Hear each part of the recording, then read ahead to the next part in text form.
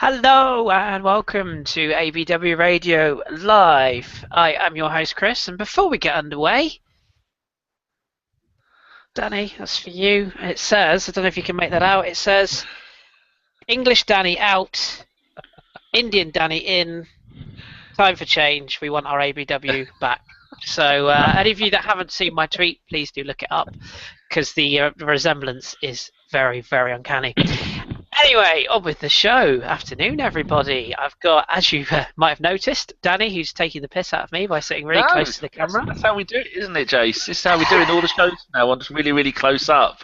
And you want to buy me a new PC, so I don't have to sit so close to the one I've got. How is everyone? I'm watching you. Yeah, No touching yourself. I knew there's a reason you haven't been on here for ages. You won't let me. I've also got the Merkin back. Afternoon, Jace. Afternoon, gents. There we go. No mentioning the French lamppost, whatever we do. You're so middle class, Jace. Look what he does every time we mention the FL word. Was it the French lamppost, was it? Oh. Just put a straw in it, Jace. Just put a straw in it. No mentioning of that. Right, and finally we've got a debutant. We have got from Bonnie, Scotland. We've got Kyle. Hello, Kyle. Afternoon to you, sir. Hi guys, how you all doing? All good, my friend. All good. Welcome to the Church of ABW Radio. Thank you. I appreciate it. It's an honour to be on here. Anytime, my friend. You'll soon change that. We all think that at the beginning. Then after a while, we start to ignore his messages. Oh, please, somebody come on and join us. start to warp people's minds. Anyway, here we are. So we've won another game. That's always nice. I'm sure that's probably the least of what we'll be talking about, but we'll get some first thoughts first of all. So, Carl, let's start with you as our honorary guest. Give us your sort of thoughts on today overall as a game. I thought first half we looked really stale and very. We just didn't look like we were getting anything at all in the first half. I thought it was very stale and very boring. But the second half, when Danny Welbeck came on, it changed the game completely for me. And I thought it was good. I thought it was a good performance in the second half overall. I thought Danny Welbeck was outstanding when he came on.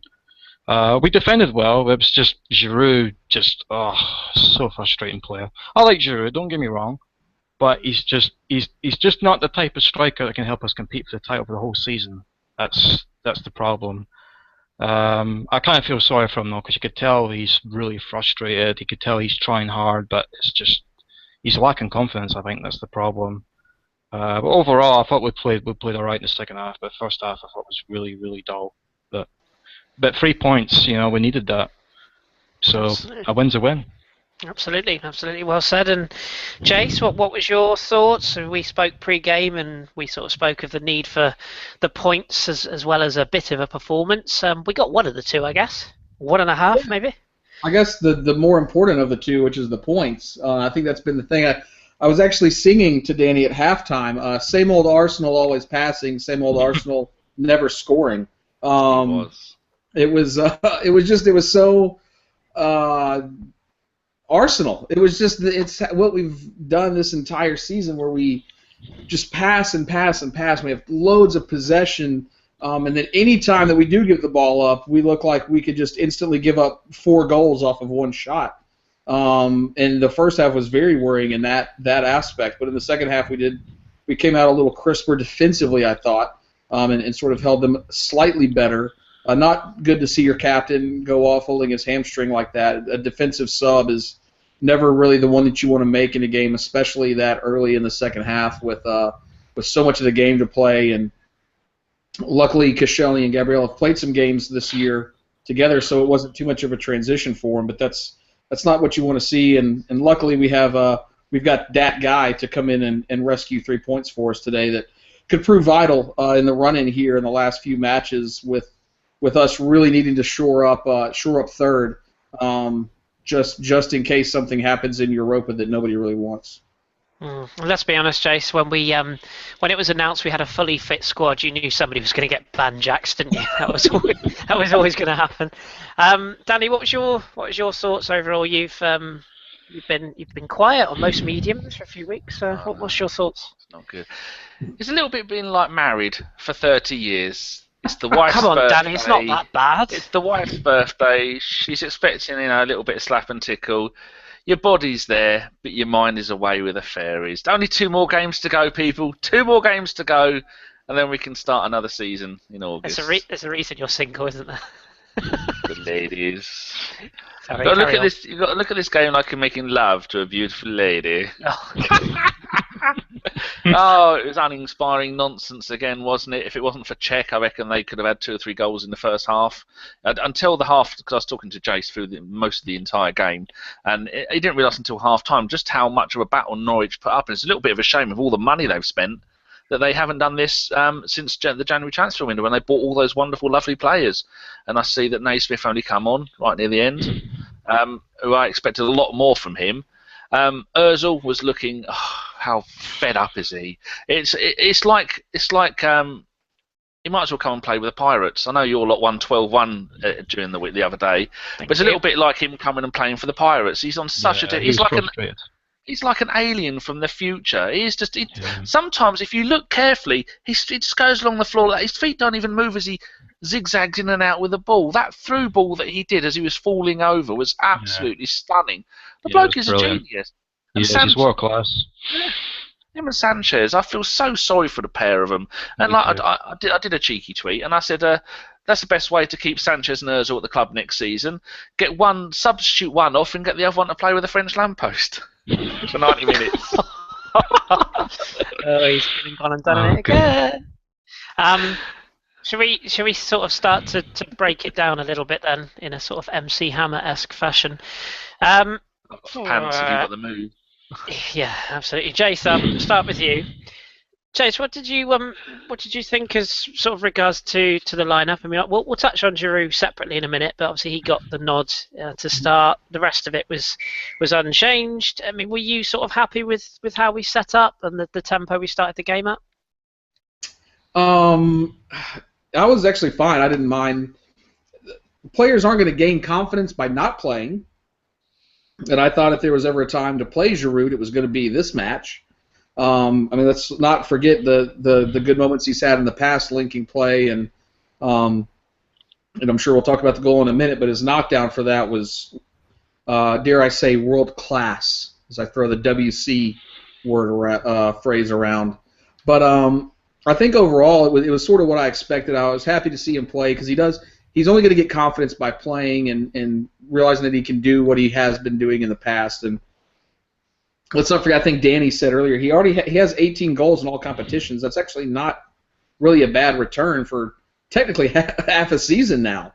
I think if anybody else had that, we'd be pretty happy with him. But because it's Giroud, unless he scores 35 a year, he's never going to be what we want. So the whole team, I thought, came out somewhat flat, like Kyle said early on, and for large parts of it, we just made Norwich look like a better team than they actually are, and we almost got caught, but luckily we didn't. And I think the one thing that, and me and you alluded to it pre-pod or pre-game actually in our little chat, is just sometimes it's the service that we give to Giroud.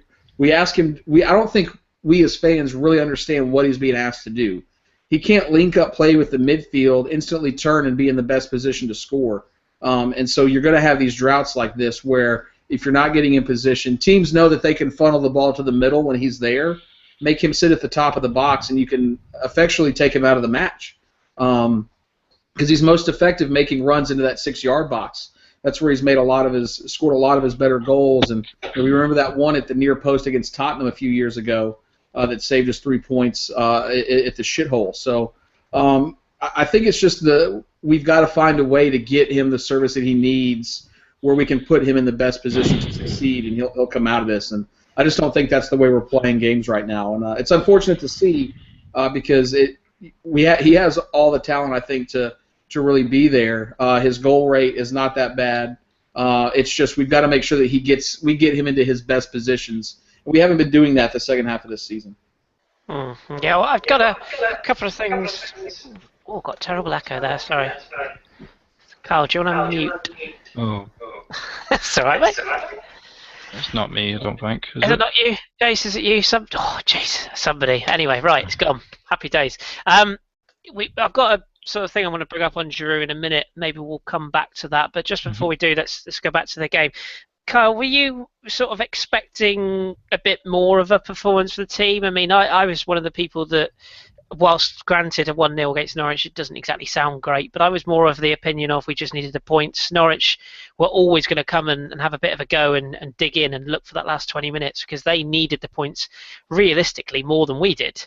So did you ever really expect it to be anything other than what it was, which was a bit dull? I was expecting maybe a 2-0 or 3-0 win. I was disappointed with the first half performance overall, but but we've seen it every season. When every season when a team is in a relegation battle, they fight for their lives. In the last couple of games of the season, so you just don't know what's going to happen. But luckily, we got the 3 points, and for me, that's the most important thing.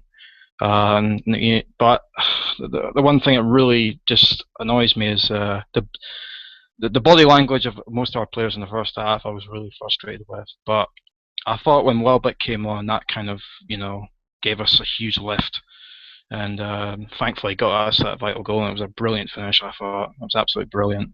Good assist by Giroud, I thought, as well, despite he had a poor game. I've always liked Giroud, but he's just, like Jason said, he's just not that type of player to score 30 goals this season. We lack killer instinct up front. We need a absolute raw, rugged predator up front that can bang you 25 to 30 goals a season. That's what Sergio Aguero is. You know what I mean? That's what we need. We need to find somebody with that we had with Bergkamp and Henry back in the day. We missed that badly, and it frustrates me because if we had a top-class striker that could score 25 to 30 goals a season, I think we'll win the league easily.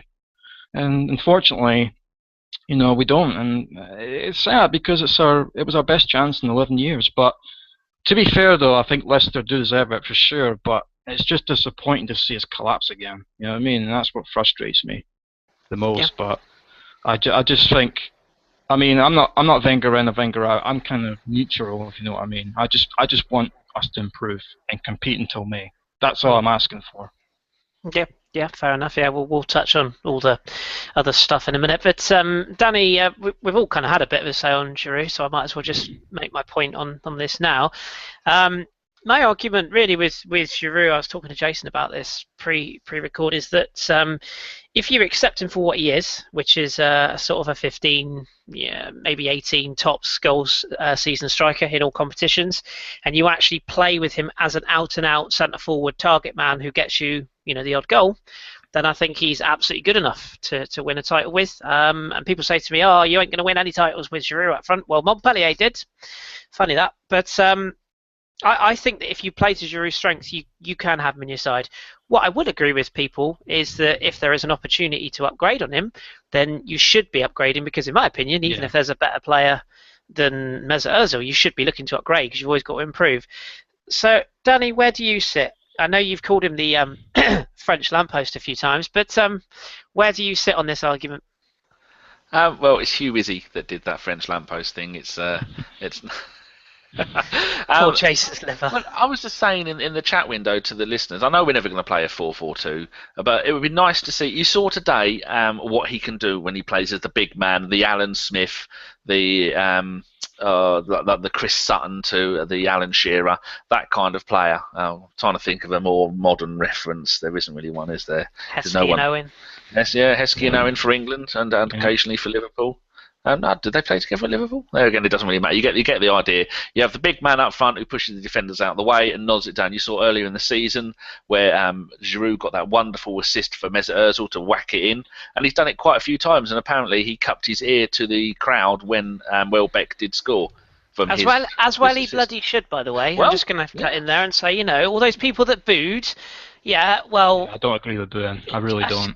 Utter nonsense, because the only reason, sorry to cut across, Danny, the only reason that some of these fans boo, it's nothing to do with the fact Giroud's had a poor game. It's because they have an agenda and they want to get the manager, and that's the only reason they boo it. And the fact that the guy laid on an assist, he had a poor game. I'm not going to say he had a good game because he had a poor game. He knows he's had a poor game, but Jesus Christ, that the guy is suffering, and he's suffering with a massive lack of confidence. And you know what? He did something good, and for all those people that were booing, absolutely fair play for him to give a bit back, because they are the ones who have to take it week in, week out. Anyway, sorry, Danny, carry on. Yeah, that's all right. Well, you say you had a bad game.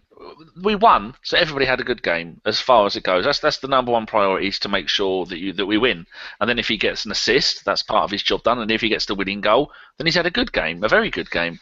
I'm just looking at his goal totals this season. He's now played the same number. Actually, I'm not sure when this has been updated because it's Wikipedia and it could have been 25th of March. So he's now played more games in a season in the league than he has ever played for us before. He's now done 37, 27, 36, 34 for his other ones, and he's scored 12 goals. Before that, it was 14, 16, 11.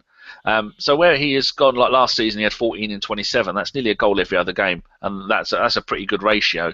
But then this season, he's got 1 in 3, or less than 1 in 3, but a lot of those are going to be as a substitute because plus he's been injured a little bit, and we've been having Welbeck, and it's just not really been working. But sometimes you look at the balls that he'll get from Ozil or Sanchez, or even Ramsey will put the odd through ball for him when he's not trying to score from 50 yards, and he just fluffs them up. And we always use the saying confidence player. And that must be really getting to him, because sometimes you saw late in the second half he thought he'd been fouled and he was doing his usual on his knees, punching the ground and screaming, wasn't he? I think he goes down too easily a couple of times. I mean, the bloke's 6'4". I mean, someone bumps into you, don't fall over and go, "Oh, I'm dying, he pushed me, oh, my mum." You just don't get pushed over. And it's just so annoying. There's so many weak parts to his game. But Danny, in his defense, he took an elbow to the jaw. Yeah, that's I'm on about when he fell over in the second half, over in the corner flag. But yeah, when the elbow in the jaw, I mean, yeah, that must have stung a little bit. No one's really going to put up with that. No one's got jaws like you, Danny. Don't worry. No, I've got jam jaws. I forget what I'm going on about. So, yeah, if he played in the 4-4-2, he'd be all right. He's not an Arsenal-style striker. We've been spoilt in recent years with Van Persie, to a certain extent, Adebayor and Nelka, Wright. Bergkamp wasn't really a striker, but he did it. We've been spoilt. And if you want a player like those now, you're going to have to spend £100 million and 250 grand a week. We're not going to do that. We're doing the best with what we've got. I see this from the perspective of someone who is a Barnet fan and a Peterborough United fan. Peterborough sold their best player in the transfer window, who has gone to QPR, not scored a single goal in 14 games. We've now ended up rock near the plummeting down the league, the playoff positions, all the way down to the middle of the table. Barnet are not having that great a season, so I do see it from the point of view as we're the 4th best team in England, and we're still moaning. So it's just football, though, isn't it? I don't even think you need to change the formation to play to Giroud's strengths. It's never going to change. I know that. I just think you have. I think my argument to Jason again, we were talking before the game, was if you're getting, let's say, 25 goals from midfield, which has been done in previous teams. I'm not saying for one player, but from across 4 or 5 players. I think me and Jace were talking pre-pod. We were saying something like 6 from Ramsey, sort of 11, 12 from Alexis, 7 or 8 from Ozil. If you're getting that a season, you don't need to rely on your goal scorer to score every goal. And to be perfectly honest, you take a chance when you do, for example, a Napoli, where you do rely heavily on one striker for goals. So I think you do have to kind of look at the system and say, well, 4-2-3-1 works absolutely fine if your players are breaking beyond that centre forward to score goals, much like Ramsey did in that one season that he scored all those goals. If you don't play to his strengths, as Jason said, and you're asking him to do all the defensive duty, which by the way he does very well, then you can't then expect him to be on the end of every chance when he's back. So much of him, and Ozil, 6 in 33 he's got this season. That's not good. It's not good enough. No. Not for a player who was more of a goal threat. You know, in teams like the Real Madrid team he was playing in, he was always more of a goal threat as well as assisting. So when we did have that world-class striker that one year in Van Persie, we all said, well, crap, if Van Persie goes down, we're screwed. We're a one-man team. Like, we got to. And now all of a sudden, all we want to do is get that one striker who makes us the one-man team. And we want to have our cake and we want to eat it too. And this is the real world and this is real football, and you can't always have that unless you're maybe a Real Madrid or a Barca or a Bayern. Very few teams would. A lot of teams want Giroud. They want a player like that who can link the midfield. And I saw somebody in the chat box put they would rather have Defoe, and Defoe can just go fuck off to some Mexican team in the Russian Premier League because he's nowhere near the level that we need at Arsenal. The problem is we all want Giroud to be RVP again, and that's not going to happen. And the sooner that you accept that, the sooner that you'll actually be able to take off those the lamppost-esque glasses that some people view him in, and Danny says it facetiously now. I understand, and he has. I was one to defend him. I actually wrote a blog on ABW defending him, and he's had a bad run of form, and nobody can deny that. And it's tough for strikers because you want to keep getting goals and you want to keep going forward and scoring to build that confidence, and he just hasn't had it lately. And it seems like that sort of swung to Welbeck lately, but he's also not going to gain that confidence by sitting on the bench. And we just need to all sit back and realize, all right, he's never going to be what we want him to be. And I've said this before on here, I've said it in the blog, I've said it on numerous times. Giroud is a world-class hold-up target man. As a clinical finisher, he is not world-class. And we should accept that and appreciate what he does. And maybe because Wenger put such an emphasis on the midfield, we need to hold those guys accountable for getting onto the balls that Giroud lays off onto them and putting themselves in better positions to make a late run or be at the edge of the box when they need to be, instead of just heaping all of the blame on Giroud, because I don't think any of our midfielders have done anything near what we needed them to do with the way that we play. Yeah, I totally agree with you, Jason. I think. And I'm off my soapbox. You are, yes. And I think at the end of the day, whether whoever we've got, people are never going to be happy. And the one thing about Arsenal fans is they always have to have a scapegoat. It's been Monreal before, it was Gilles Gramondi back in the day. There's always one, and everyone seems to have a go at someone. And the bottom line is what we've got is what we've got. And I think we can all agree. If there is somebody better available at the right price that we can get, then I think we'd all like an upgrade. And I think even Giroud himself last summer said that he wouldn't be against the idea of having competition bought in. So yeah, that's right. He said that 2 years ago. He did. You're absolutely right. Yeah. And it's down to us to go and buy him. But we'll move on from Giroud. Carl, I wanted to ask you something about Alex Iwobi. Neil, who's of this parish, was at the game. I'll touch on something else he was talking to me about at half-time. But we had a conversation from the ground at half-time, and he was saying that that Iwobi, today he noticed, in particular in the flesh, that he had a touch of I've made it about him. That the work rate wasn't there. He was a little bit more show pony, and maybe just came off the sort of the foot down, foot on the pedal kind of end of things. Is that something that worries you? Did you have any issues with his performance today? I thought he played okay.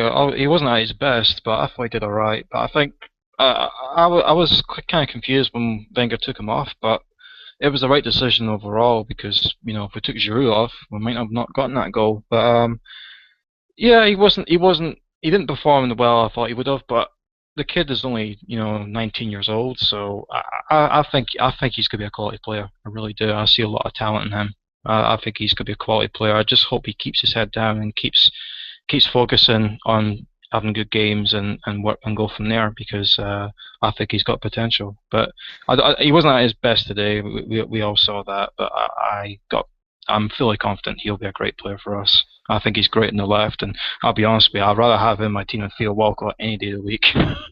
Because Theo Walcott, I've always liked him, but he's just become a passenger in the team. I think it's time for him to go in the summer, for me personally. There's only so many lives a player can have after 10 years or so, exactly. isn't there? You can't rely on them players that are not performing every season.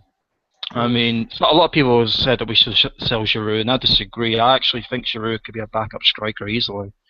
You know what I mean? Because if you look at the team from 2002-2004, we had 4 players that were playing up front: Bergkamp, Henry, Wiltord, and Kanu. It'd be nice to have a top-class striker and Giroud and Welbeck. I'll be happy with that. So hopefully next season we'll see that. But unfortunately, that's a big if, because the market has changed so much since Abramovich came in. You know what I mean? That's just a shame, but it is what it is. But I'm confident that Iwobi will be a great key player for us. He just needs to have the right attitude that he has right now. But he seems to have the right attitude right now. You know what I mean? You can tell. I think he's learning. A lot of people were worried about he was going to become our Frimpong when he posted that Periscope. I thought people were overreacting to that, to be honest with you.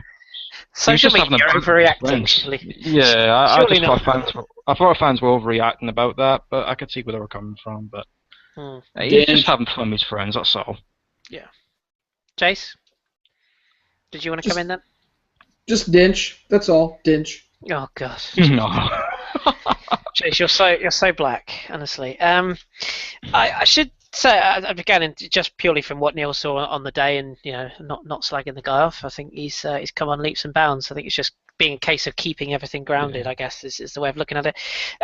Danny, what did you sort of make of defensively today? Because we often have this thing thrown at us that once we're in front we can't defend a lead. I'm not going to lie to you, my bum was going 50p 5p for the last 10-15 minutes because it had Palace written all over it. I thought we defended quite well today, and particularly given the fact that we had to reshuffle when Mertesacker went off. Gabriel did a couple of very good things and a couple of things that made me panic. But defensively, it's nice, clean sheet. I know it wasn't much defence against Norwich, but it's good, isn't it? It was okay, but it could have been better if Koch was playing. There's no reason he isn't playing other than to give Ramsey minutes, is there? Can't think so, no.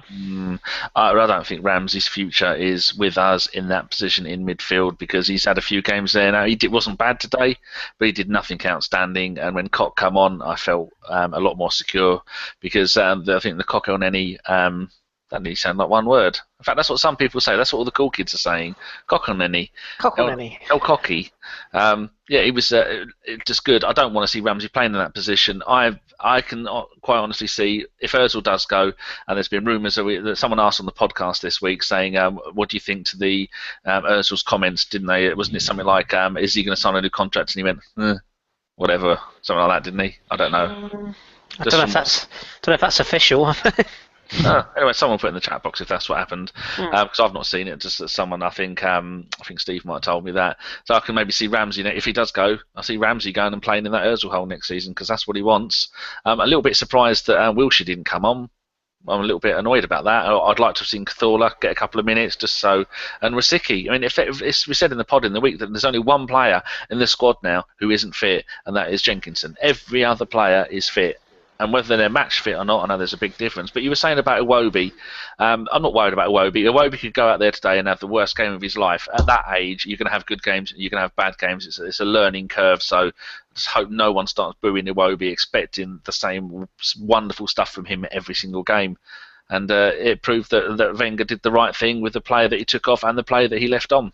So credit where credit's due. That's why I'm neither Wenger in nor Wenger out. He does well, I say well done. He does badly, I get annoyed. But defensively, I thought we looked all right. How dare you have a balanced view, Danny? That's not how it works, and you know it. Your balls hurt sitting on that fence. I don't sit on the fences. I've got piss flaps. I don't need fences. Oh dear! Please don't go down that route again. Jesus Christ! Well, that was a legal thing to say, piss flaps. I had trouble sleeping at the thought of you wheeling through piss on Thursday night. Only the once. 1986, I played Stoke in the League Cup, my very first game at Highbury. Goodness Steve gracious, Bold and Lee Dixon, I think, might have both been playing for Stoke at the time. One of them was. Bold definitely was. There you go. We're wandering off again. I'll shut up. It's all good. It's fine. Okay. Well, I mean, to be perfectly honest, there's not a lot more we can say about the game. So I suppose we'll. Yeah. Cheers, then. We'll touch a little bit on the bits and bobs that were going on outside the ground, inside the ground, in out, shake it all about. Okay, so for anyone that's been living under a rock, which I've tried so hard to, but sadly I've not been able to. There was apparent protest today that were going to be, were going to be in full force, and there was placards handed out outside the ground. I spoke to Neil, as I say, at halftime, and he informed me that basically a lot of these placards were given out to people. They were being handed out at the turnstiles upon entry to the ground, outside the ground. Anyone that could get their hands on one was getting one. However, a lot of people were taking them as a souvenir and as something to giggle at, much rather than actually using them. And that was no sort of more evident than when the so-called protest kicked in. Danny, I know I've just spoken to you, but I want to just start with you because obviously you're sort of more old school than all of us. Compared to how that would have gone down back in the day, it was a little bit embarrassing, wasn't it, really? I mean, whether you're for or against change, and I'll come on to the placards in a second, but the overall protest, even Sky were mocking it. It was a bit poor. Well, what else are you going to do? My idea of kidnap the owner and burn the stadium down is one end of the spectrum, and that is a quite a polite, quite an organised. A lot of people got in with it, but then well done to Sky for showing both sides of it. They were showing the one that was saying support the manager. I'm ashamed of the fans. I thought that bloke was lucky he didn't get a slap. Oh, I loved it. I loved it. And I mean, fair play to the guy for having the bollocks to do it. I mean, you know. Yeah. But it just shows how divided the fan base in. How would that have gone back in the day, in the time, maybe at the time of George Graham, which is when everyone had had enough of what was going on, and he was we were doing terrible in the league. We were down to about 15th, 16th in the league at that time in the '95 Cup Winners' Cup run. I don't think it would have happened. I think there'd have been enough people there to shout and scream and made their feelings felt by just abusing. So I think this is a much more modern way of. It's like the Spanish equivalent of waving a white hanky. That was what it was today. Yeah, it does, doesn't it? Yeah, absolutely. And Jace, we talked pre-pod about a certain something, which I'm going to bring up because I feel it's important to bring it up. Cast your mind back, around about 2, maybe 3 years ago, a certain club in West London, we go by the name of Chelsea, hired Rafa Benitez.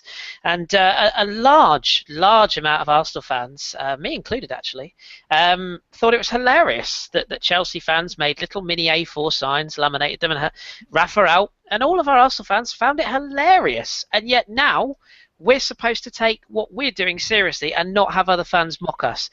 Bit double standards, isn't it? Oh, 100% double standard. It's never okay until you do it, of course. And I just want to say, it looks like some of ours weren't laminated, and all the Chelsea ones were. So again, they spent more money than us, sadly, in another area.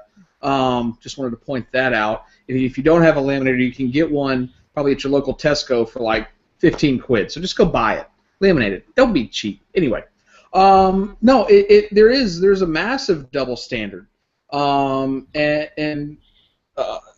actually told Kris I was not going to say this pre-pod or pre-game, but I am going to say it because I think some people need to hear it. We have become our fan base has become the Liverpool fan base of the top 4. Like we're a joke. We are the joke that everybody else looks at and points to and laughs. Because people who are the quote-unquote wobs are all calling this protest a success, and it got all this media coverage, and look at this. And then all of the AKBs, quote-unquote, are calling it, oh, look, they only had so many people in the stadium. It was only like 15 to 20% of the fans in there, so obviously it's not a majority. Look at the win we have for Wenger. You can spin this any way you want. The fact is that there are things that I don't think anybody at the club really likes that are going on. And we can all express our dismay for that. I don't think that we should be boycotting the manager during an actual match. I think before the match it's fine, after the match, but during the 90 minutes of play on the field, what we need to do is we need to all get behind the team. And it did seem through my feed here in the U.S. that it did get a little louder after that, after the 12th minute, and then I don't remember them really saying anything about the protest after that.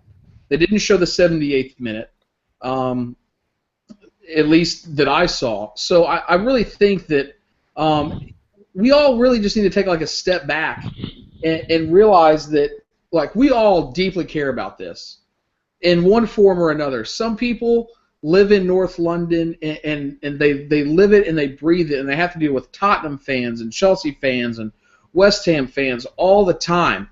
I'm lucky enough I don't have to deal with them. Sadly, I have to deal with Man United and Tottenham and Chelsea fans, because that's what we get over here in America is bandwagon douchebags who just want to support whoever they think the best team is, or they want to support the hipster choice in America is Tottenham because they don't win, which I find fucking hilarious. So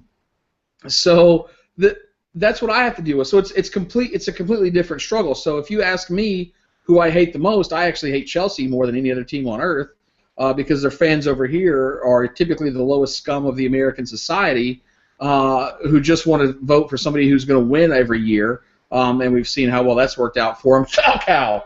Anyway, but we need to take a hard look at ourselves and figure out like what's actually the best way. Like, what do we all actually agree on?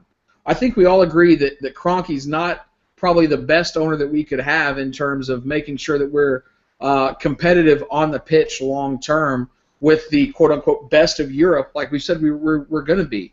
I think we need to take a look at the board, who doesn't really hold anybody on the team accountable, from anybody on the field to the manager himself, and take a look at that. And that's my time for change. This is my protest right here.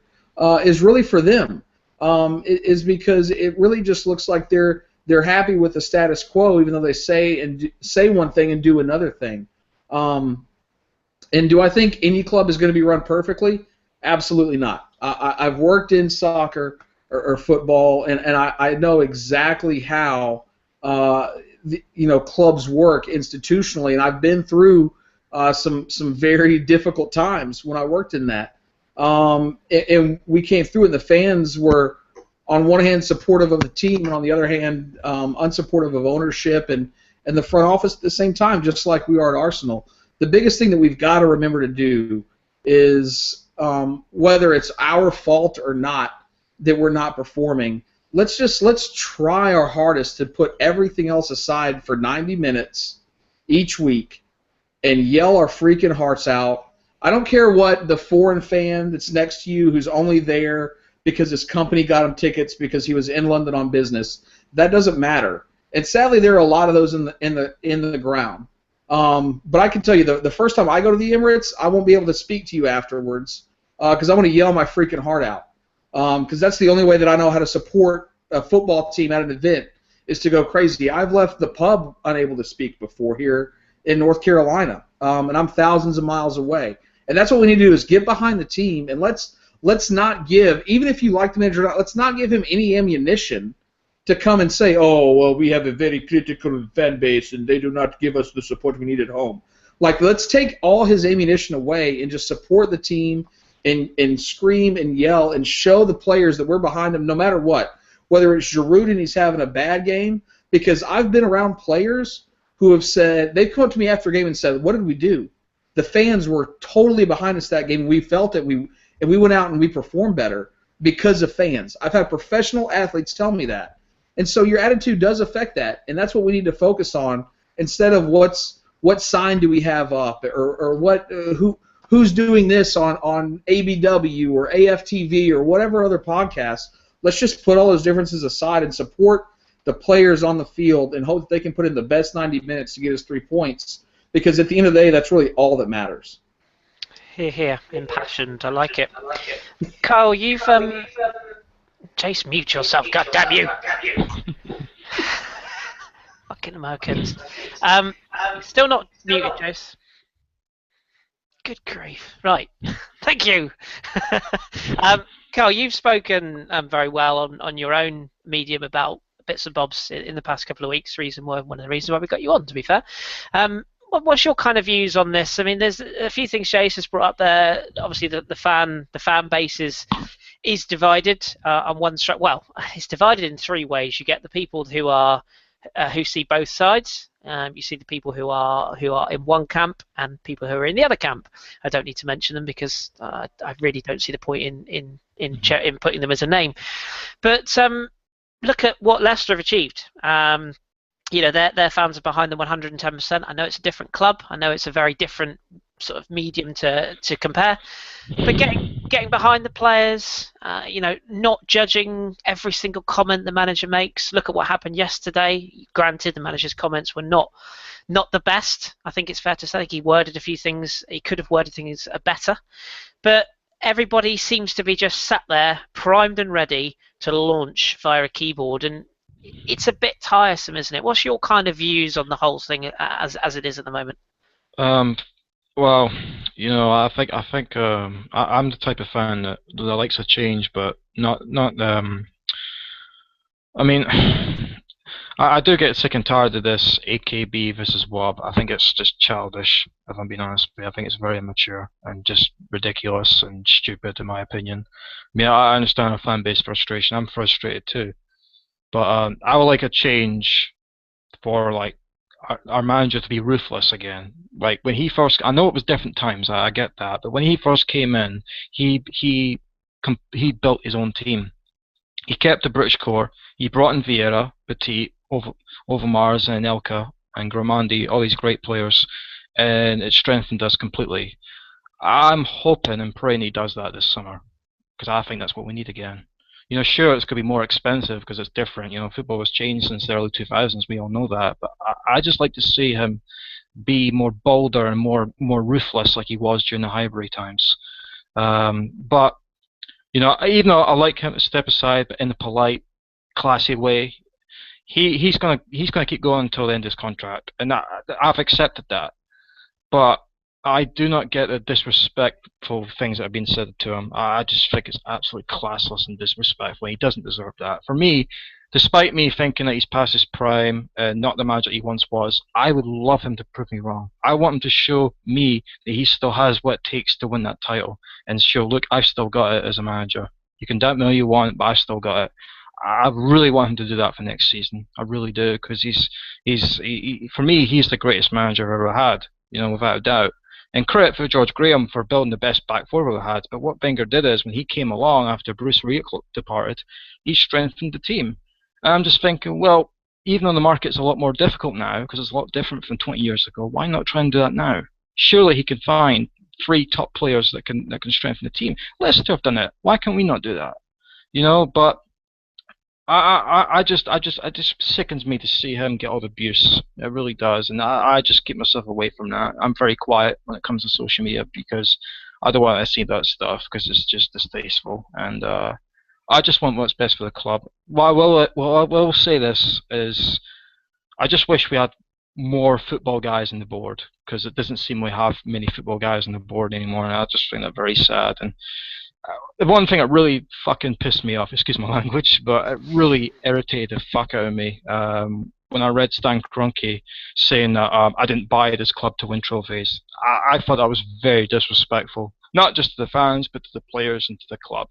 I just thought it was a very tasteless thing to say from an owner. I just find it really distasteful and just disgusting, and that doesn't help either. But I agree with Jason. Our fans need to get behind the team. I mean, you look at Borussia Dortmund, for example. Look at their fan base. I mean, they're incredible. They get behind their team every single time. Even last season, when Dortmund went for downhill last season, their fans were getting behind them every single game.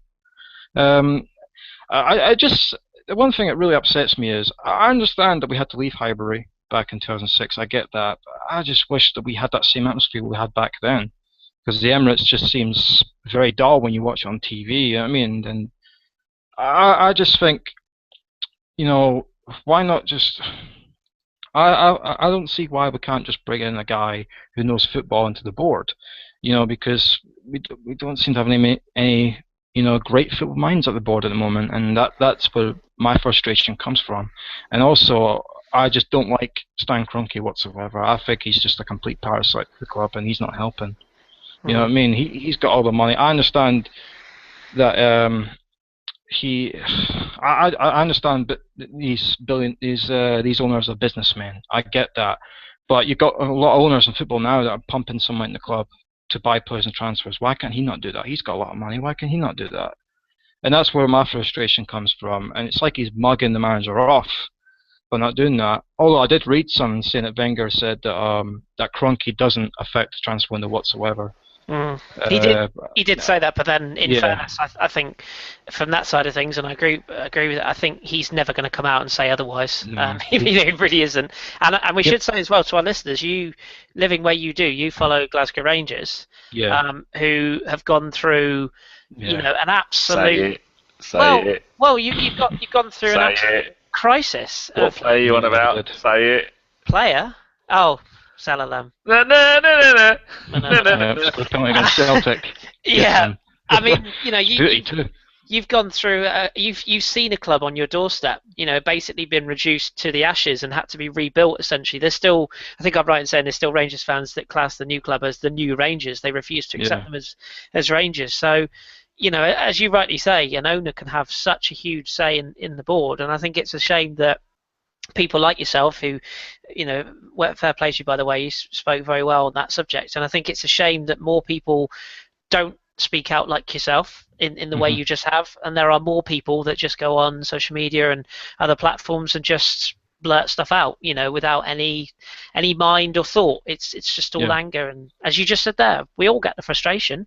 None of us want to be sat here going, oh well, we beat Norwich, we could now go for third. None of us want to be saying that, but it's where we are, and as you say, I think everyone wants some sort of change at one or two or three or four different levels, and it is tough. Danny, I just want to ask you something quickly. Jace is going to try and get his sound back, I think. Neil was saying again from the ground today. He made an interesting observation, and he said, "Don't lynch him for this, as he could be wrong." But he was at the ground today, and he said that during the protest and various, the placards held up, there was a very audible support for the manager as well. And a very large audible chant went up. There was a lot of booing towards some of the people that held the placards. And Neil's view is that some of the season ticket holders, or the people that are, for the want of a better phrase, the ones paying the money to go week in, week out, were not the vocal majority. And he has a theory that this whole campaign and this AKB WOB, malarkey is really internet driven rather than physical driven, the actual fans that are paying to go to games. Do you think there's something in that potentially, that a lot of it is internet based, and that's why it's so prevalent in what we see every week?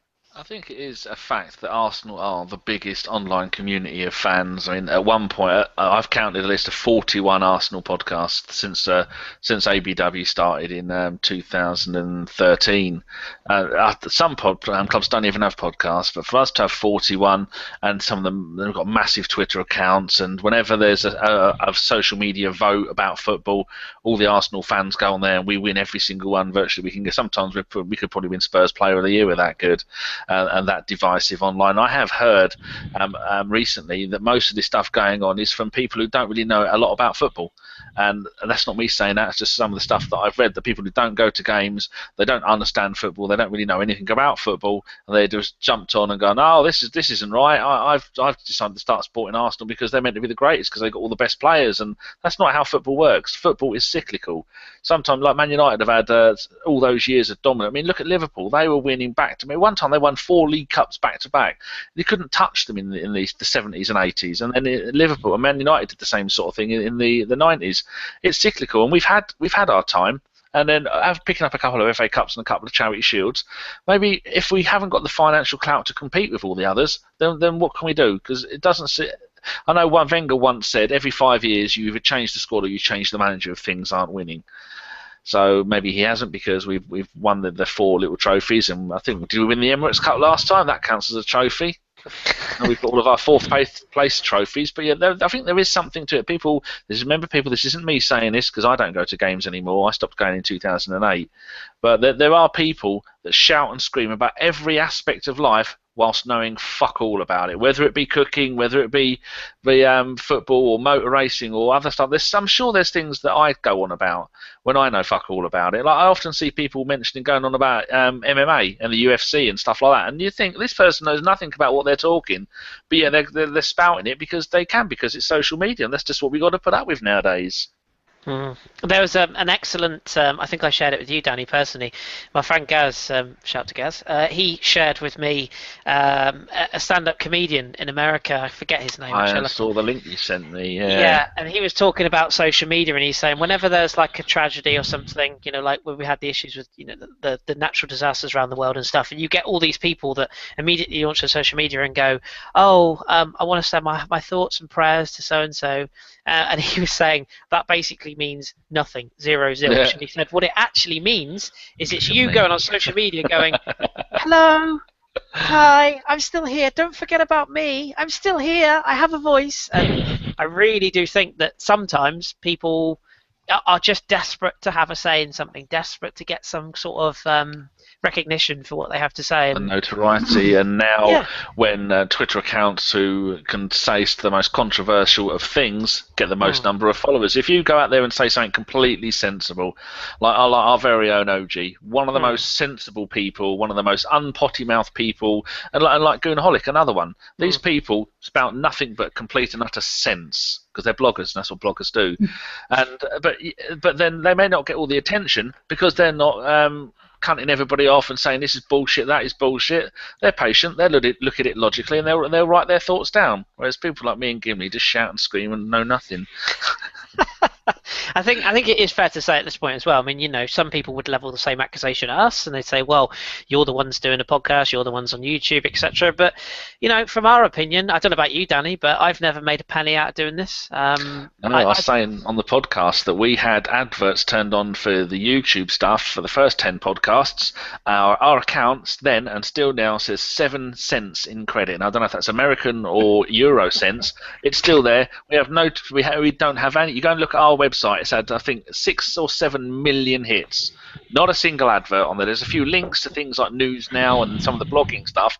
We make absolutely no money. The only way this goes is with the donations that we usually do about May, June, July every year. And when we first started off, me and Gimli got 400 quid together, and we bought the domain, and we got the website sorted, and we got the hosting and all this, and all the equipment and the headset, and all the money that you lot have given us every year. That's gone and paid for all the headsets and the cameras and the hosting and all these other things like that.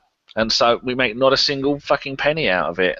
In fact, all you've got out of this is a dodgy set of headphones, which we only got you those after about a year of you doing this, because you went, no, it's all right, until the other one's broke. It's but fine. There are other people on here that are making a shitload of money. People that may put out a 3-minute video on their YouTube channel, get 10,000 hits. The first minute is rubbish. Then there's some talking with some Neanderthal. Then the last minute is adverts for stuff they're selling. And if that's the way you want to go, then go along and do it. But you won't ever see us doing that. Maybe one day if someone comes along, and I tell you, we could make money. We regularly get emails from betting companies saying, we'll give you $50 if you include this in a blog, or $100 if you have this on your site. I personally find betting offensive, so we will never have that. The only kind of thing that adverts we would ever have is, like the people who do the audio books. What are they? Oh, Audible and stuff. Yeah, like that. Audible, or the people that do the hipster shaving brush. And he says shaving toothbrushes. Yeah, Cornerstone. And if they ever come to us, then maybe we would do that. But we're not in this to make money. And you look at how many. I reckon I've done probably 200 shows for this, podcasts and radio shows, and not anyone has ever gone, oh look, can you slip us a few quid for the amount of time I've put in? No, nobody ever would. And if anybody did ever do that, that wouldn't be the sort of person we'd want to be friends with on here. No, we should say that we do subsidise Raj Patel's pizza and gatto. Oh yes, we do. We have a sponsorship with Domino. They deliver 17 of the largest pizzas, and Iceland, they bring round a lorry full of gattos for him just to lay in. He puts them in a swimming pool and rolls around in them like a beached whale. And rightly so. Absorbing them. He's a man of the cloth. And he is. The Reverend. He's a man of God. He should. And of course, we do also pay for the bodies that Jason has to bury in his back garden weekly. But other than that, all that lime or lye or whatever it is you have to put on the bodies to. But it's justice. It's Welsh justice. You can't argue Welsh justice. No, it's just there. You get a spade around the head. We'll take By some the way, questions. that being said, Danny, my check should be in the mail, correct? Yeah.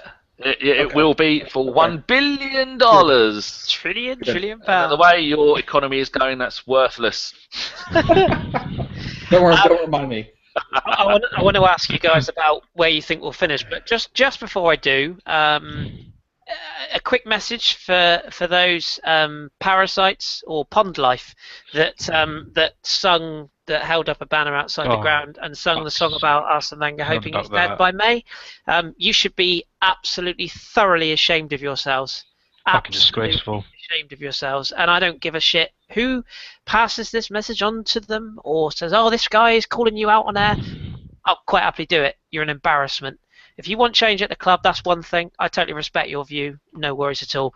When you wish somebody dead, you are the lowest of lows, and I've got absolutely no time for you, nor should anybody else. Shameful. Anyway, moving on from that. start with you, Carl. Where do you see us finishing now? I mean, we've got what, 3? Is it 3 games left? 2 games left? 2. 2. Man City and Villa, Yeah. isn't it? Do you see us getting into second, third? Obviously, City have got Europe to think about. Spurs have got a tricky game against Chelsea to think about. Do you see it as third, or is it another fourth? I absolutely fucking hate to say this, and it really, really pains me to say it, because I hate that lot, and I hate Celtic. Celtic and Tottenham are two of the most teams I hate the most. And I hate to say this, but we're going to finish below those fuckers, unfortunately. I just can't see them dropping points against Chelsea, because Chelsea have not been great at all this season, unless there's a miracle that they lose to Chelsea and Newcastle. But unfortunately, I think we'll finish third. But I'd rather take third over fourth, because we can't afford to have 2 Champions League qualifying games next season, I don't think. But if we have to finish below them, we're just going to have to take it to the chin and just admit, well, we messed up this season, plain and simple. Crit, I mean, I can't stand them, but they have done really well this season. There's no doubt about that, and they've been better than us this season, which is, oh God, it's just a horrible thing to say. I feel we just got to take it to the chin and just say, well, it's our own fault for the way we performed. The one thing I will say is, despite my criticism towards the manager, so many players have let them down this season. They really have, because he put so much faith in them, saying, look, this is a squad I'm sticking with because I believe in them. Fortunately, a lot of players in that team have let them down. And I just think it's a real shame. That they've underperformed. But for me personally, I don't think there's no scapegoats here. I think everyone's to blame for this. But when the manager puts so much faith in these players and don't perform for them most of the season, then that's just ridiculous. It's a real shame. But I think we'll just have to take it on the chin and just say, like, well, let's just go for third and just accept it. I don't like it. I hate it. Trust me. I hope there's a miracle. I really do. But next game really worries me, because Man City are in good form right now. We did defend well today, which is good. I just hope and pray to God we defend like that against Man City, because we don't, we're going to get absolutely buggered by De Bruyne and Aguero. That's my biggest worry. There's an image. Oh, Jesus. Can you imagine Gabriel and Koscielny getting confused when Aguero and De Bruyne come forward to us? Fuck me, honestly. If of course they play, if Sergio Ramos hasn't chopped him in half by then, but yeah, God. Agree. Yeah, hopefully. Well, I don't wish injuring any player, but a little heavy cold or a little pull hamstring would be lovely. I do. I wish injury on Diego Costa. Just that's fair. That is fair. We knew that rant from the Chelsea match. Yeah, I watched that and I was crying my eyes out, honestly. Especially your rant, Jason. That had me on the floor laughing my fucking ass off. It was one of the best. So funny.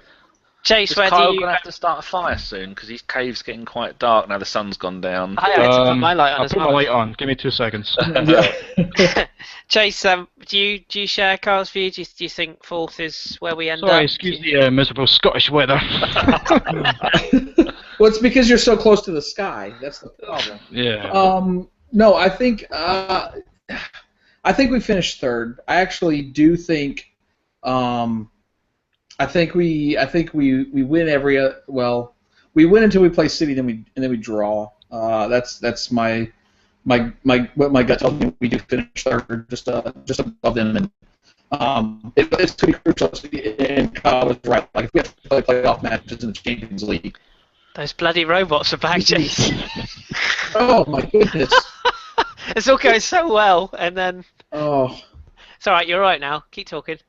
Yeah, so I do feel though that we'll finish third. And if we do have to play those playoff matches, God help us, because a lot of our players are going to be in the Euros, are going to be in some of the South American players in probably in Copa Centenario, which is going on in the U.S. this year, and it's going to be really tough to get them back and healthy, and not just beat out of, especially just because I don't think people understand exactly how much playing football during the summer heat actually takes out of you, and trying to be able to get through that, and then get into August healthy. It's very tough, and that's why Sanchez took such a long time to come through that, and it's very worrying if we do come fourth and have to end up doing that because it's going to be tough. And we know you get the Galatasarays, you get the Fenerbahces, you get these weird time zones against very, very hostile people to play against, and it's never easy. And I think we're better suited without that next season to make sure that we start off on the right foot. Yeah, I agree with that. And Danny, round us up. Are you on the third place finish or the fourth place finish pad? Third. I think we'll get third because Spurs are shown they're a bunch of bottlers and their season's going to collapse because that's what they have done every season ever, and that's what they will continue. Actually, apart from 1960-61, when they were quite a decent team, but that was in black and white, so no one really knows what happens there. Man City, I hope they make it to the Champions League final, and then I hope they get absolutely mullered by Atletico. I was thinking, which one is it? There's one of those Tom doesn't like people saying it's Atleti. It's Atleti, not Athleti, yeah. Is it? It's Atletico, yeah. I should know, they're my team, they have been since the 90s.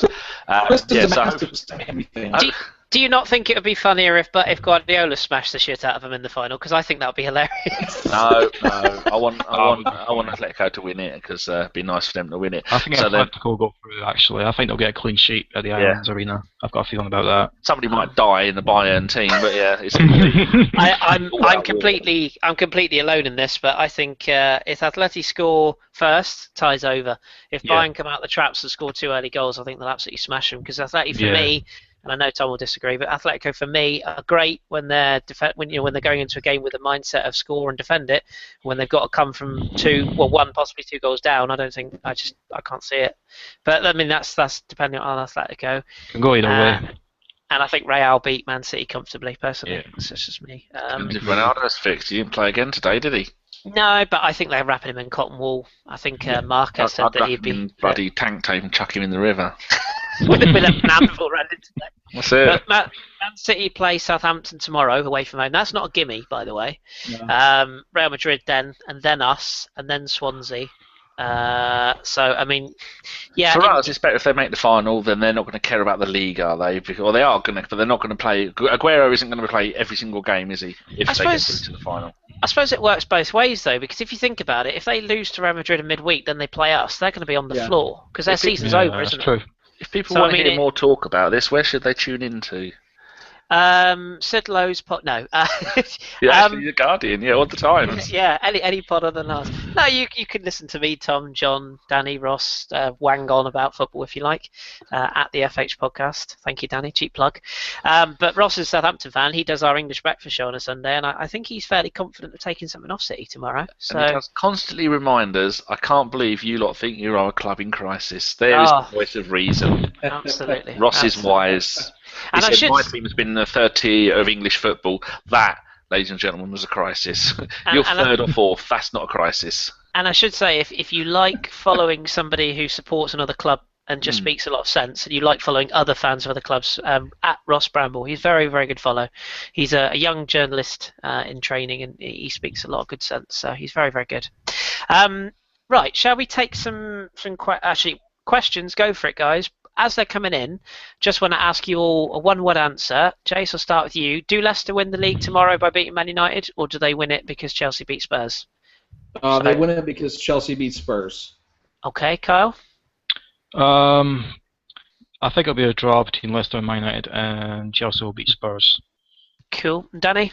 I think Spurs have to withdraw from the league because they'll have no players because Diego Costa is going to eat them all when they smash Spurs and they show them what a hard team can be. Because we know now that the season is back on for Chelsea because Fabregas and Hazard are back in the game. With 2 games to go, Chelsea are going to win the league by killing Spurs. Oh, it's going to be glorious. Monday night, 8 p.m. Sky Sports people, don't miss it. Do you think it's a coincidence they've started playing because Conte has started asking for reports from the games? Do you think there's a coincidence there? I think that could have something to do with it. And also, I've heard that from Boris Johnson has given all the Arsenal supporters who live in North London Wellingtons because there's going to be a flood of tears in North London this Monday. So get your wellies out, people. It's going to be knee-deep. Don't mention that name. Carl shudders whenever you mention that name. So he loves old Boris, floppy-haired Johnson. Oh, God. Anyway, Danny, can you keep an eye on the questions? I know we've got Craig's really put one in there. Yes, let's do that one first. Carl, I'll ask you this one while Danny has a look for some more. So Craig from the Good Carl, he usually does this.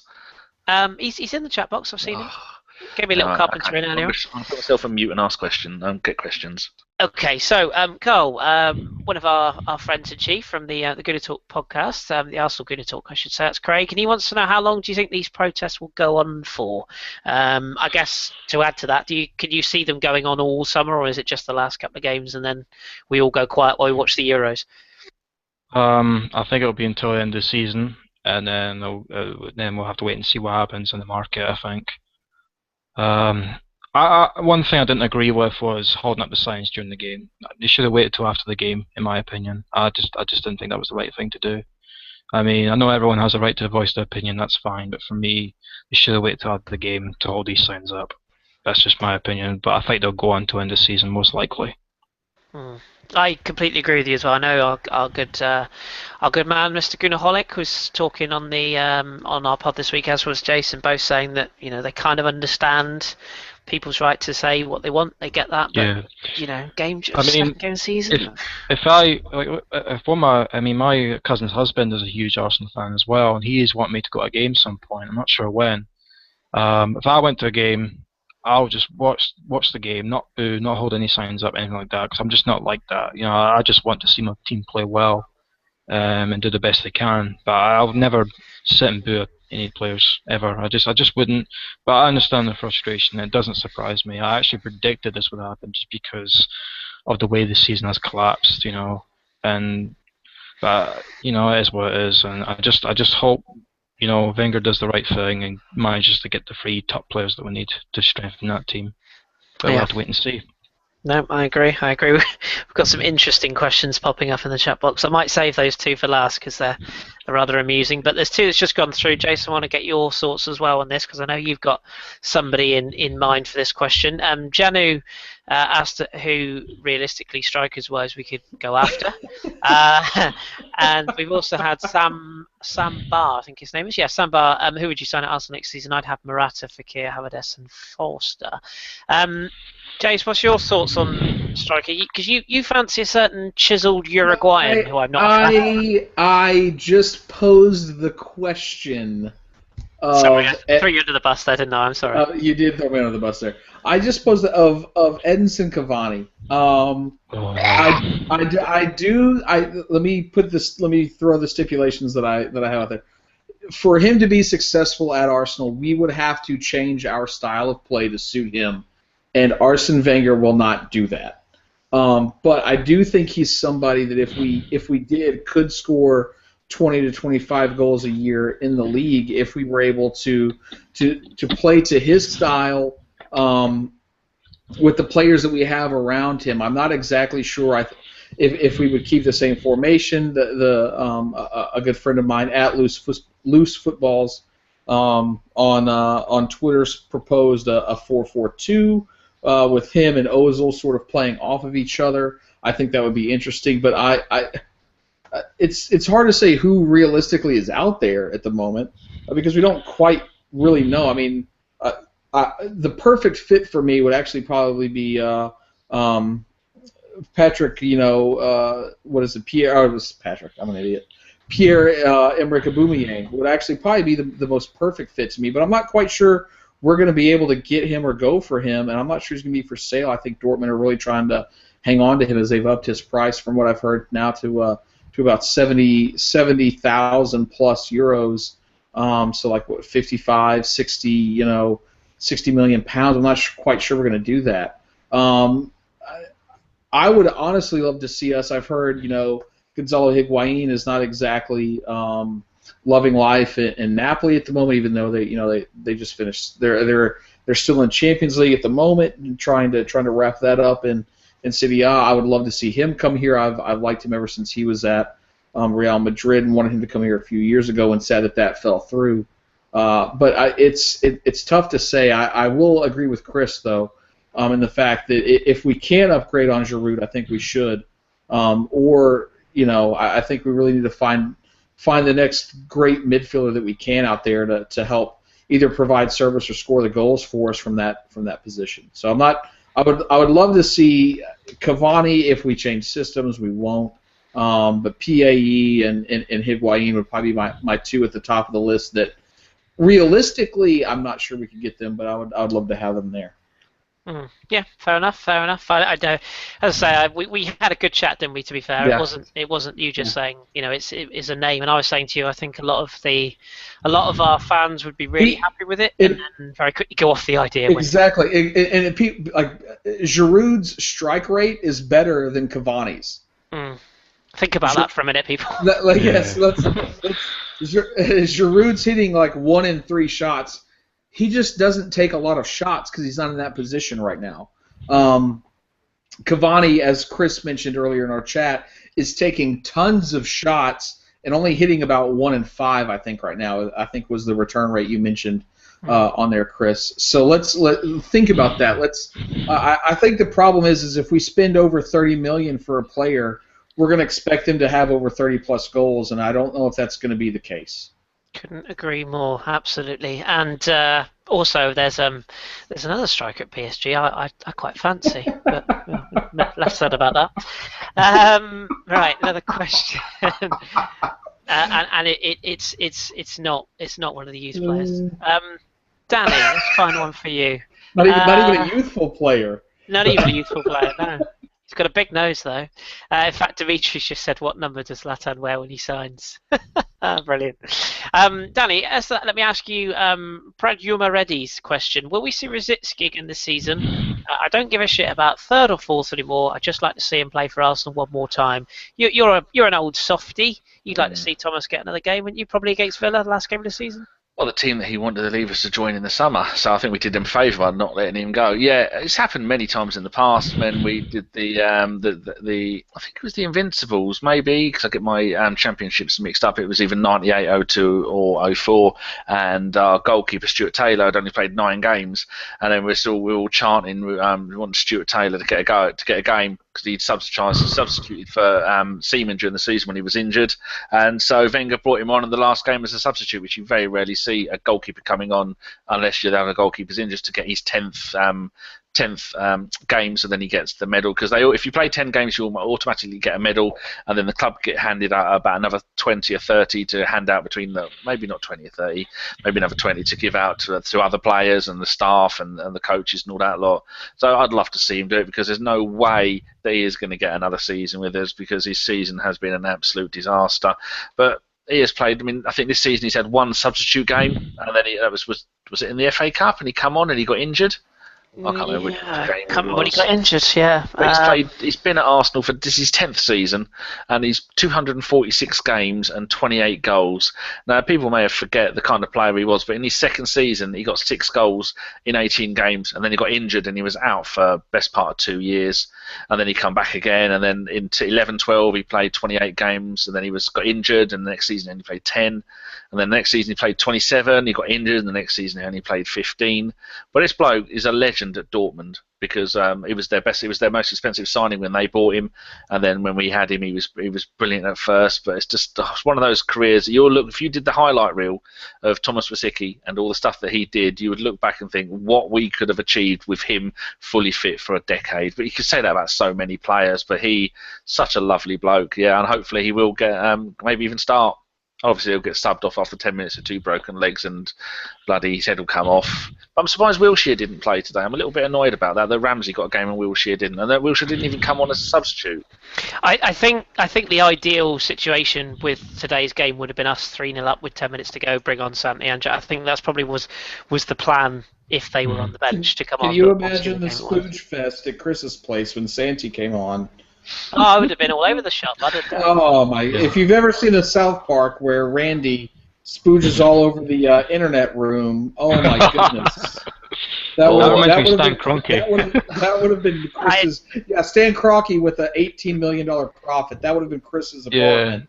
Yeah. Just think about 4th place. Just jacking off to 4th place. Oh my God, Bird, we're nearly there. I make no apologies for loving that little man and his wizardry feat. I absolutely adore that man. But no, it's a good shout.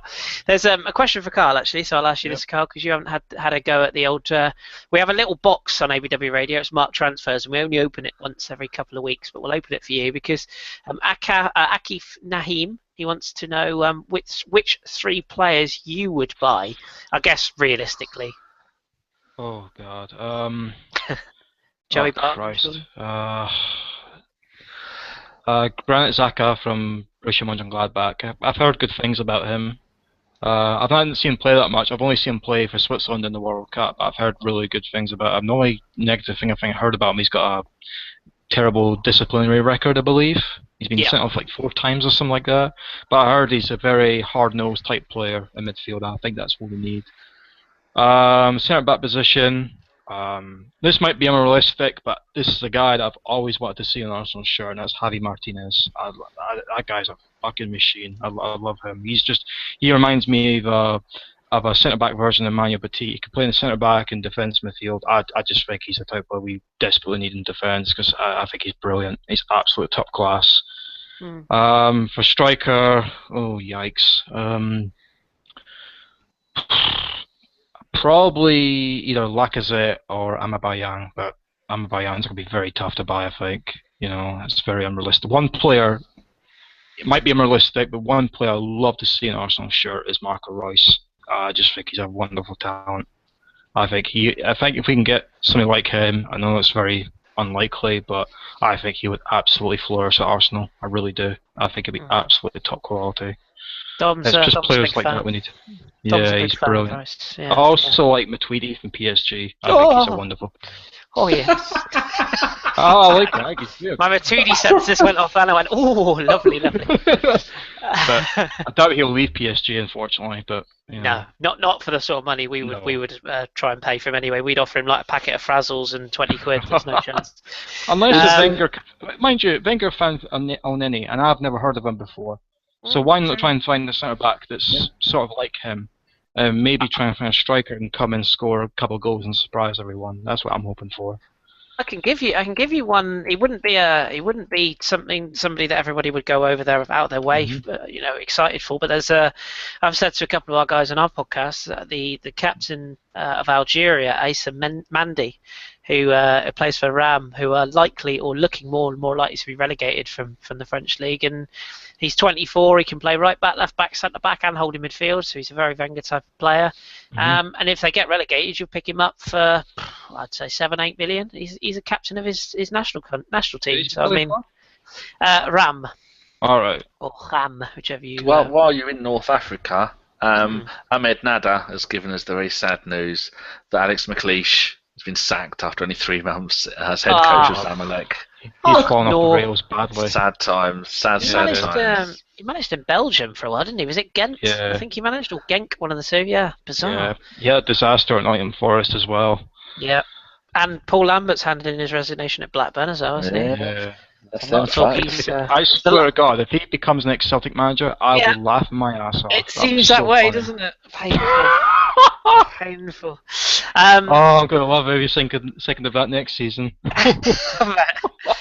Aki's also wanted to. I'm guessing he's fishing here, but people keep saying to me Lacazette's going to Spurs. No, he's not. No, it's not. He's going to Barca.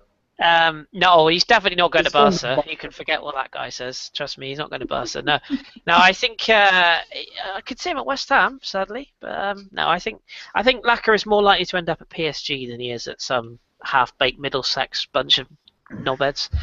Anyway, you potty mouth knobheads. Knobheads. I was going to say something really inappropriate, and I'm quite glad I stopped. So, Danny, I've got a question for you actually. It's interesting. What do you think about the pedestrianisation of Norwich City Centre? I mean, I'll be honest with you, I'm dead against it. People forget that traders do need access to Dixons. So, what's your views on it? I think that as long as you can pick up North Norfolk digital radio, then I'm happy. And as long as they have a nice place so I can buy gloves, that's all I care about. Aha! Aha! It's one of those kind of shows, everybody. One of those kind of shows. Okay, I'm going to finish with a question I'll have for all of you, just for me, because I'm intrigued. Danny, I'll start with you. If this is to be Arsene Wenger's potentially his last season, whether you're for or against, whatever, if it is to be his last season, because I think we all agree he'll be here next year, would you like to see him almost stick 2 fingers up and go out in the summer and do the necessary, And do you think he'll be given the license to do so? So I'm not going to ask you whether he will do it, because I know a lot of people say he won't. But do you think he'll be given the tools to be able to do what he needs to do with this squad this summer, getting people out, getting people in? Do you think that will be the case? He definitely will. Yes, of course he will. But he won't do it, because if he does go out and splurge £300 million on a centre back, a striker, and a winger that we need, then that's like him saying, all these other years I haven't done it, I was wrong. And especially if he does it and goes and wins the title, he's not going to do it, is he? People of that generation don't go and just do crazy things like that unless it's a 2-for-1 on spuds at Tesco's. That's the only way they're going to do it. But never know. In the end of this season, at the Euros, France might win it. Need a new manager, and you could go and manage them or PSG when they sack Blanc in the summer. Fingers crossed. True. I could see him at France next summer. Actually, I must admit. That'd be an easy way to end your career. It would. Same question to you, Jace. Do you think Arsene will be given the necessary backing to go and get the players he needs in the summer, and will he get it done? This is something I've asked myself 15 times in the last probably 3 weeks. So 5 times a week if you're a math major.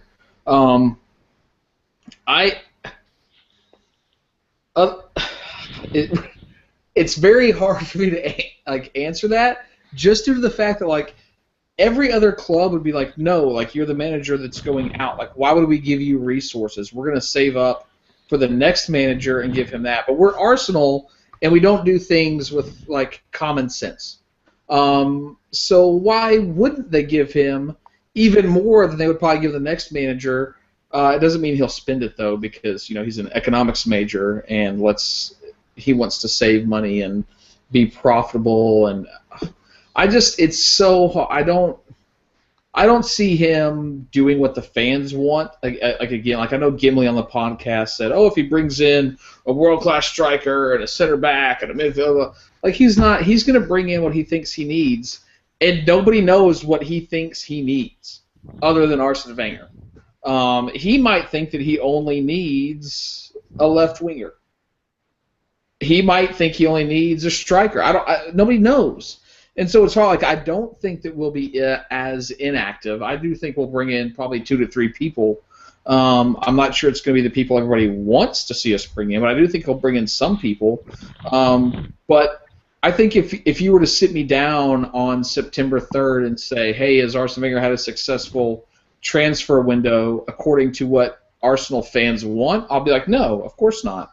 They want Ibrahimovic. They want us to get Ronaldo. They want us to get Lewandowski, they want us to get Royce, whatever. And I don't think we're going to get those players, but I think we're going to get players who can do a job for us. And I'm happy to support those players. I just don't think that I'm not sure that the board is going to give him.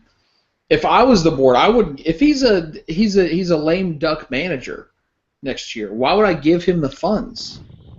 Why would I let him do that? If I know the season after he's not going to be there, I'm going to have somebody else. Why not save that money and let the new manager of the year after, maybe take a bad year, then let the new manager of the year after have that money? Again, what Swiss Ramble said, every day that pretty much we wait to buy new players, our cash in the bank devalues. It's a huge question. I don't think really anybody can truly answer. Yeah, well, I agree with you. It's very, very difficult, isn't it, to place an answer on it? But and Carl, give us your thoughts as well. Same question again, and would you, based upon what Jay said there, would you like to see him given the necessary funds to go and do it, irrespective of whether he stays 1 year, 2 years, 3 years, whatever? Would you like to see the board just say, you know what, we want to win it, so it doesn't matter whether you're here in next year or not. We want to win it, so here's the money. Absolutely, we've got to go balls to the wall next season, because if we don't, I fear we're going to fall behind, because a lot of teams are stepping up to the plate, and also I think we're on our way to the golden era of the Premier League, and so we need to really be serious in the transfer market, in my opinion. Because the thing that frustrates me as a fan is I believe we're 3 quality players away from being an elite side. For me, we need a top-class centre-half, top-class midfielder, and a top-class striker. For me, that's all we need. We might need a left back because Kieran Gibbs might leave, possibly, I don't know. But I think he needs to go balls to the wall and just be ruthless in the transfer market, because I think if we fall short again, we're going to get worse.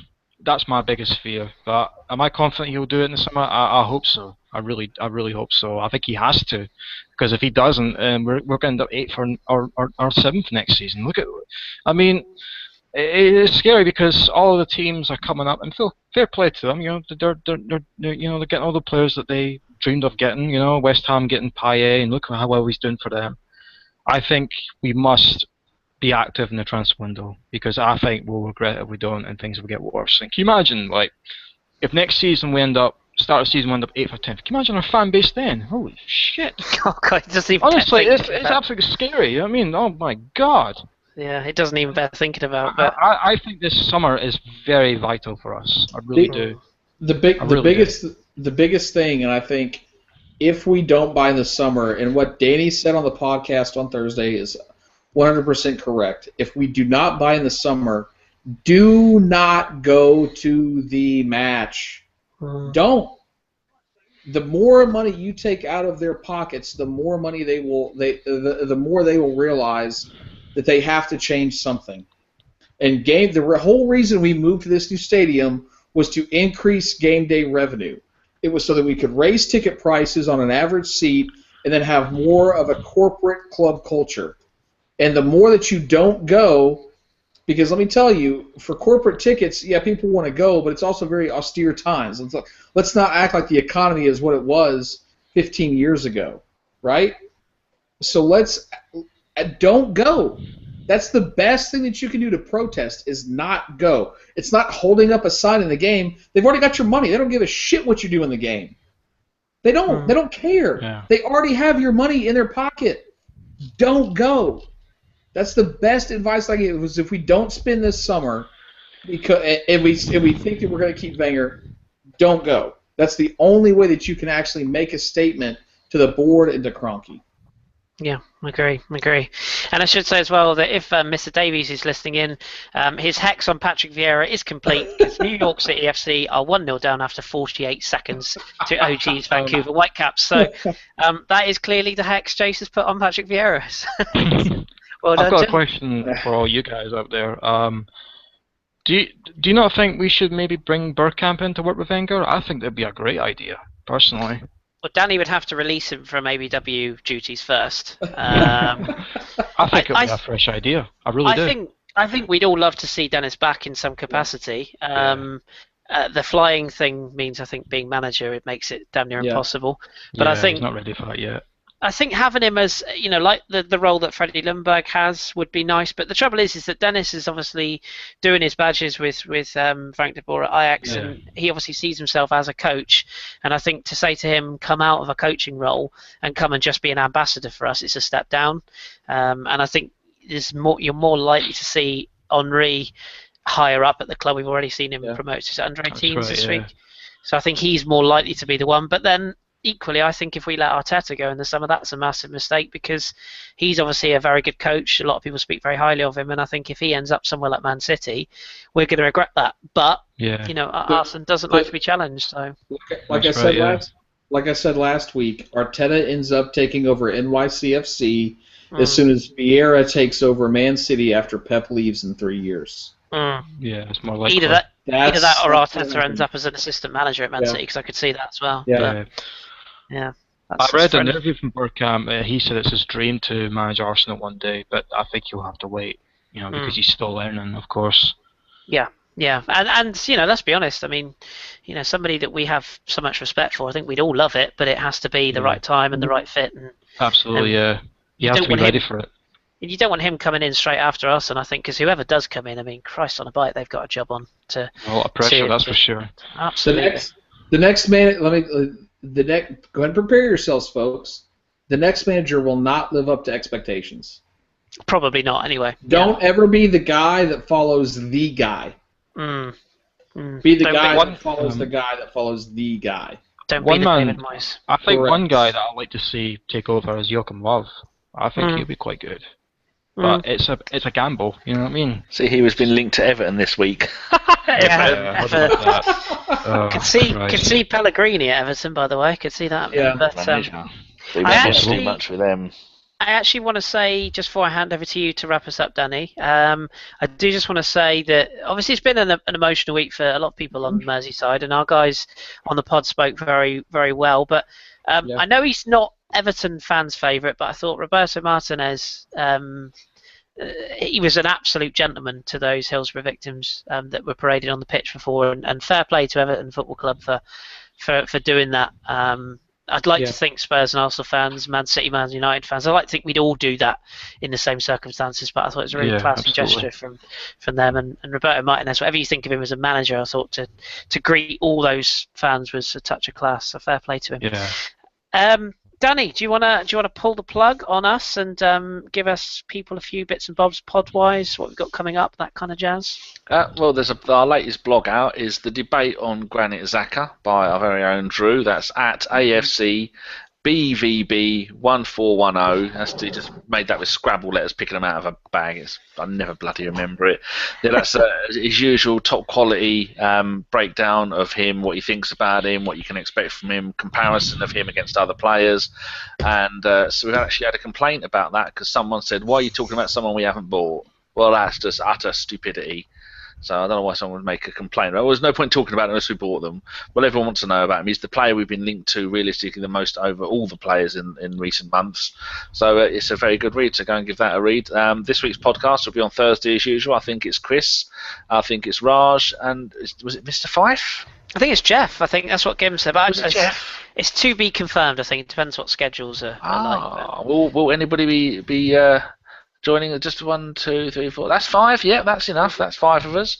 Yeah. And this will be up on iTunes and our website and Soundcloud and all the other fruit-based devices. It will be up there sometime in the next hour. God, it's 9 o'clock. I've done nothing with my life. No, another feeling. So depressed. Did you ask the question about when do you think the protests will stop?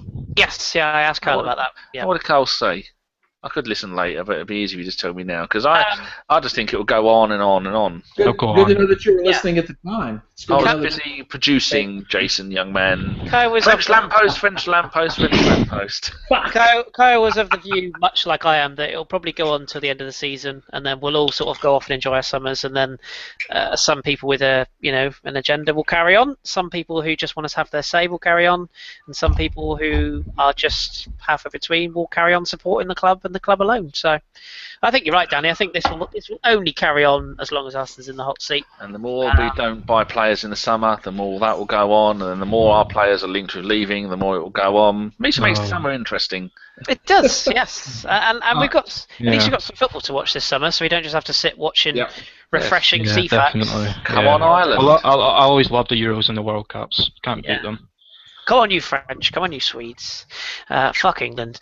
Anyway, on that happy note, my miserable country didn't qualify. Oh, God. Hey, rather, trust me, Carl, it's better that you don't qualify than have a team full of Tottenham cunts, trust me. Yeah, that's true. Anyway, Kyle, excellent debut. Thank you very much for coming on.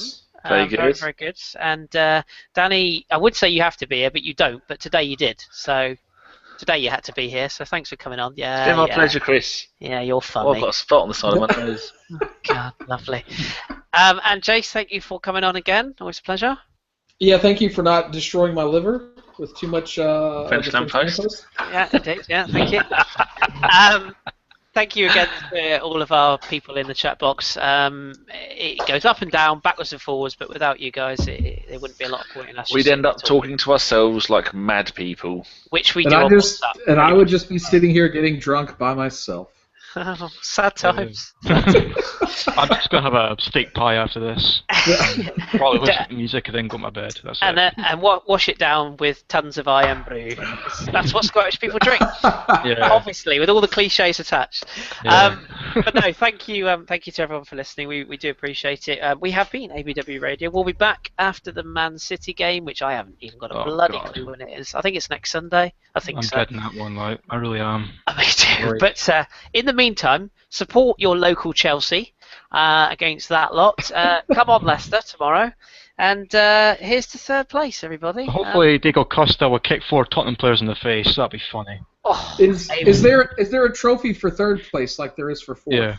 Yeah, it's called the French Lamppost Trophy. I can actually right. picture Costa just kicking all the Tottenham players and saying this to the referee, "Fuck you, I can do whatever I want." And just to ban the whole match and that'll be it. You know, when Mrs. Shredder comes back and finds him on the floor, we're going to get WhatsApp messages asking if we know what happened. Oh, it'll be fine. I'll take that on the chin. Oh, God. Right, we're out of here. Thank you very much for joining us. Really appreciate your time. We've been ABW Radio. Keep it Arsenal, and we'll speak to you very soon. See you later, everyone.